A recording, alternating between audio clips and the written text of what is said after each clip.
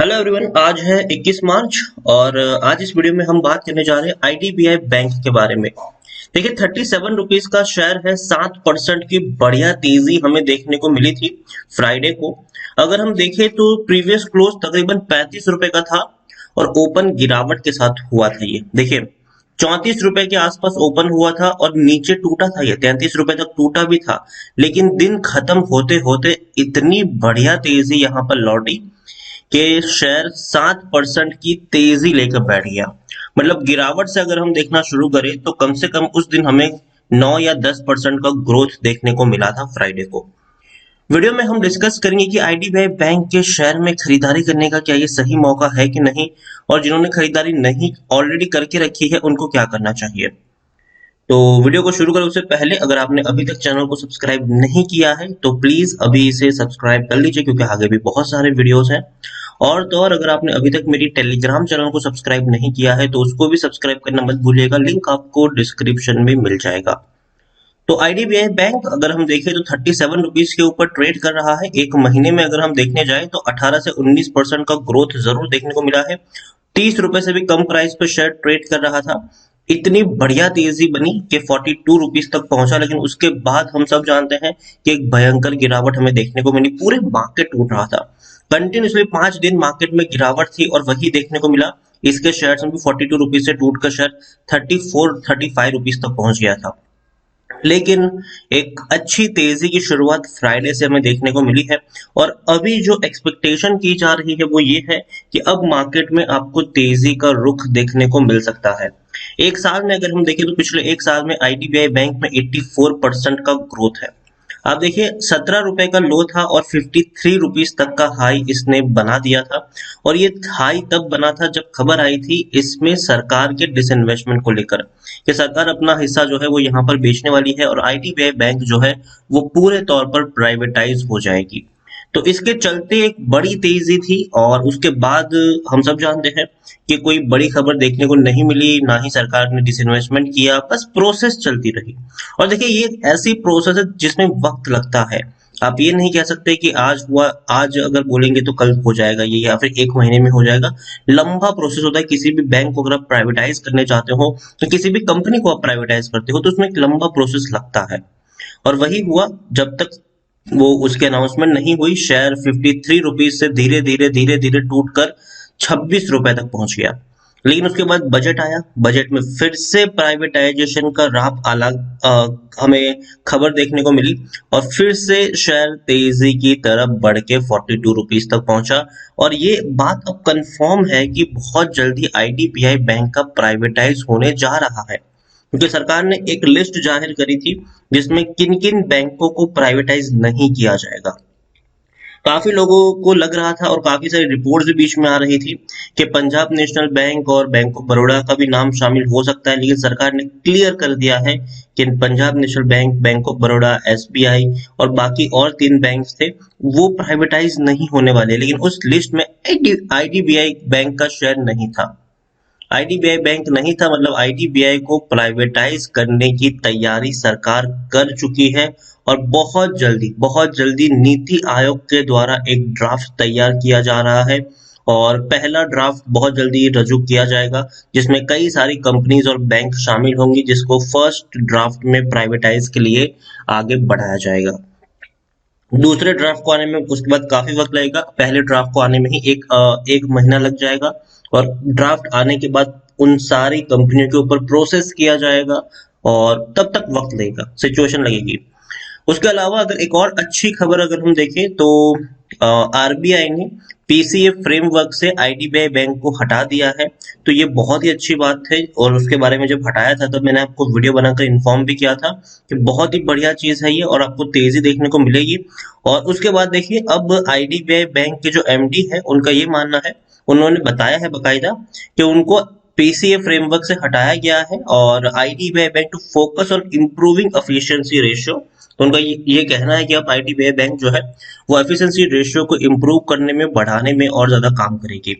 अब देखिए, having emerge from regulatory restriction recently, मतलब जो रिस्ट्रिक्शन इनके ऊपर लगे थे, पीसीए फ्रेमवर्क क्या होता है कि भाई आपके ऊपर रिस्ट्रिक्शन लगाए गए हैं आरबीआई के द्वारा, और इसीलिए वो लगाए जाते हैं क्योंकि उन बैंकों के ऊपर लगाए जाते हैं जो बैंक अच्छा परफॉर्म नहीं कर रहे होते हैं।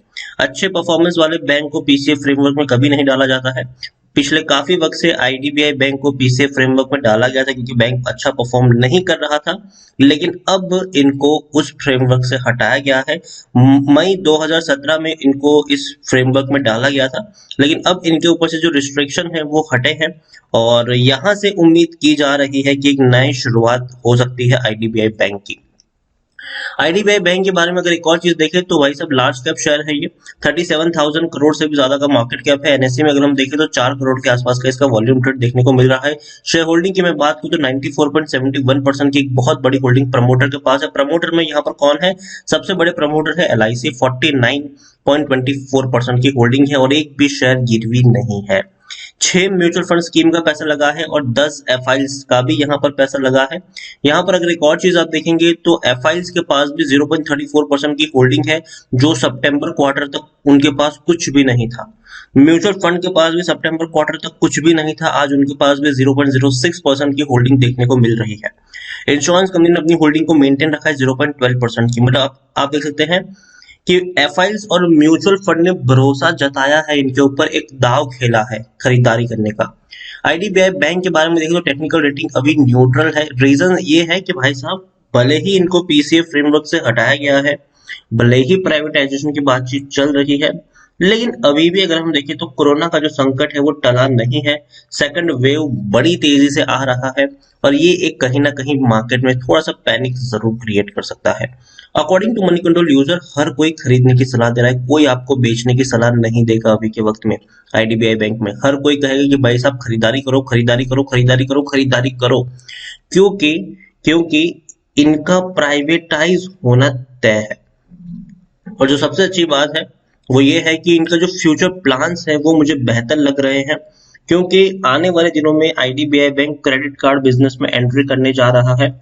और जो हम सब जानते हैं कि इनके जो प्रमोटर है वो एलआईसी है, और एलआईसी आईडीबीआई बैंक के जो क्रेडिट कार्ड है उसका कंजम्पशन बढ़ाने के लिए, उसका उपयोग बढ़ाने के लिए एलआईसी एजेंट्स का इस्तेमाल करने वाली है। मतलब कि जितने भी एलआईसी एजेंट्स है उनके द्वारा उस क्रेडिट कार्ड को बांटा जाएगा, उनका डिस्ट्रीब्यूशन किया जाएगा। तो ये वाकई में बहुत बड़ा मूव हम मान सकते हैं।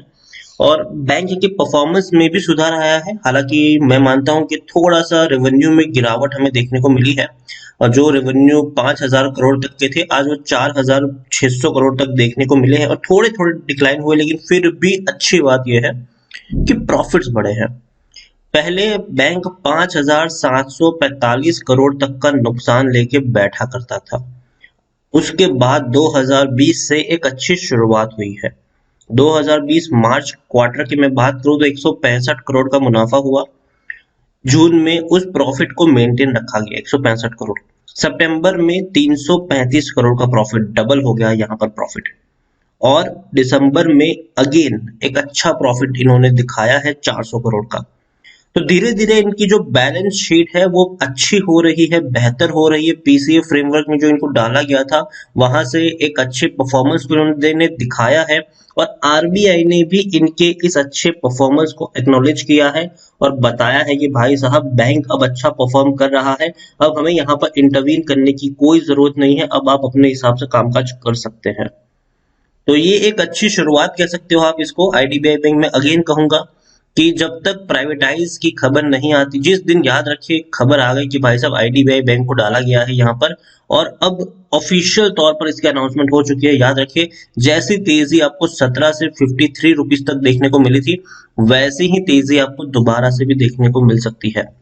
बैंक के फंडामेंटल्स जो है वो बेहतर हो रहे हैं, और धीरे धीरे तेजी की तरफ ये शेयर बढ़ रहा है। मैं मानता हूं कि यहाँ पर थोड़ी बहुत तेजी और गिरावट आपको देखने को मिलेगी। आप देखिए यहाँ पर शेयर 26 पे था, 42 रुपीज तक पहुंचा, 40 रुपए से भी ऊपर निकला, बाद में ऐसी गिरावट है, लेकिन वो पूरा मार्केट टूट रहा था, बड़े से बड़े दिग्गज शेयर टूट रहे थे ऐसे वक्त में।